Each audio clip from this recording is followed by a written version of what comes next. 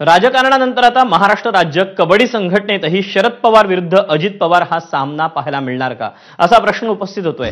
कारण मला कबड्डीमध्ये पुन्हा लक्ष घालावं लागेल असं सूचक वक्तव्य शरद पवारांनी केलं। ज्येष्ठ क्रीडा पत्रकार विनायक दळवी लिखित कबड्डीतील किमयागार या संदर्भ ग्रंथाच्या दुसऱ्या आवृत्तीच्या प्रकाशन सोहळ्यात ते बोलत होते। राज्य कबड्डी संघटनेत काही लोकांनी चुकीचा मार्ग अवलंबला, ते संस्था आपल्या मुठीत ठेवण्याचा प्रयत्न करतायत असा आरोप पवारांनी केला। दरम्यान सध्या राज्य कबड्डी संघटनेची सूत्र अजित पवारांच्या हातात आहेत, त्यामुळे शरद पवारांचा रोख नेमका कुणाकडे होता याबाबतच्या चर्चांना उधाण आलं आहे। कबड्डी हा गेम जो आहे, हा जो खेळ आहे, त्याच्यातलं जे कसं आहे त्याच्यावर कुठेतरी आक्रमण होतंय का काय असं त्या ठिकाणी त्याच्यात लक्ष घालावं लागेल।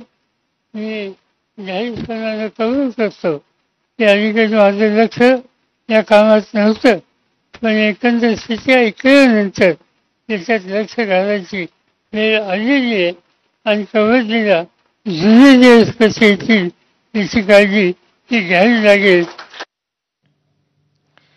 आणि या बातम्यांसोबतच बुलेटिनमध्ये वेळ झाली छोट्याशा ब्रेकची। पाहत रहा महाराष्ट्र।